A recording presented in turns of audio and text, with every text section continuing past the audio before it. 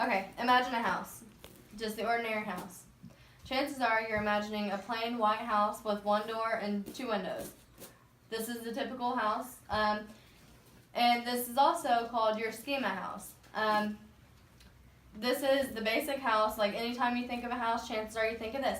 You have schemas for nearly everything. You have a car schema, a color schema, a dog schema, anything that has anything, there's a schema for. If I say dog to you, you're thinking of your favorite dog, or you're thinking of four legs and fur. You're thinking of what connects to you. So let's say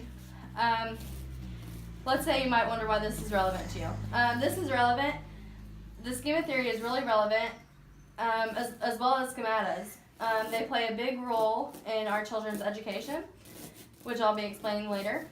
According to Sacramento State, schema can be defined as generalized description of or conceptual system for understanding knowledge. In the schema theory, the schemata represents knowledge about concepts. It is known as the building blocks. So you have this basic information. You have a house with just windows. If you add on to that and I say, well, now think about a mansion. Now, since you have a basic idea of a house, you can move on and say, okay, now a mansion is going to have multiple doors and multiple windows because it's bigger, more complex. Well, then we can say, maybe move on to a hotel now, because you have a house and you have a mansion and now you have a hotel that has multiple rooms, multiple windows, something much bigger. This is all, you can form those more complex ideas because you have that basic schemata. Let's see. The schemata represents knowledge about the concepts. It's also known as building blocks. Did I understand that?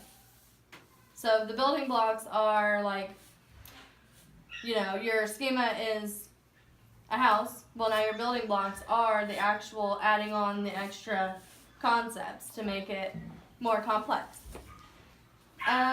Once you have a basic schema of a dog, let's say, you know that they have fur, they have four legs, they have a tail.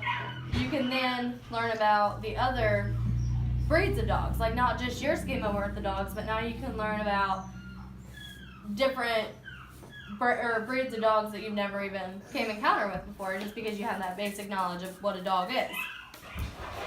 According to International Journal on Studies of English Language and Literature, schematic theory was developed by psychologist Kant in 1781. Like the example of me saying house, the generalized idea of what a house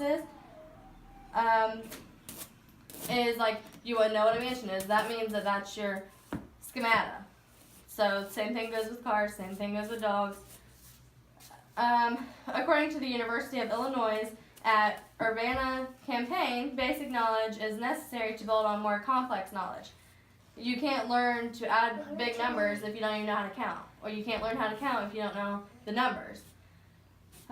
This is relevant because if we have children that are struggling in school, let's say we have a third grader that is struggling, well then we can look at the first grade and see if they got their first grade schema. And if they did, then they moved to second grade. Well, second grade they might have been struggling a little bit, so then we can kind of look at what areas they were good at and then where they kind of fell off. Because the schemata needs to go in order to form more complex ideas. Like I said, the counting. Then we go to adding, then we go to multiplying, then it all builds up. So therefore, if we add more complex curriculum before the kids even know the idea of the basic, or a little bit above basic, if they don't have the steps that they need, they're not going to be able to exceed in their curriculum. I guess the main point of the speech is me to inform you that a person must connect new things and concepts with things that are already known in order to learn more new complex concepts. The information you're learning must connect with the existing schema. So, okay, this is a good example. So you're adding, okay? The first grader can add. Well, then you're just going to jump to multiplying. There's no steps in between, so how are you going to understand? The schemas don't add up. Like, you can't go from adding to multiplying without knowing what's in between.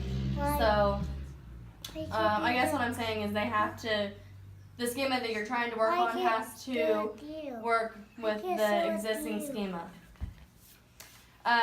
We must understand that the schema theory is to understand that if kids are struggling with reading or writing as well as any other subject, they may not understand the basic schema, and then we need to backtrack and find out where we went wrong and where they kind of fell off the schema a little bit. Okay.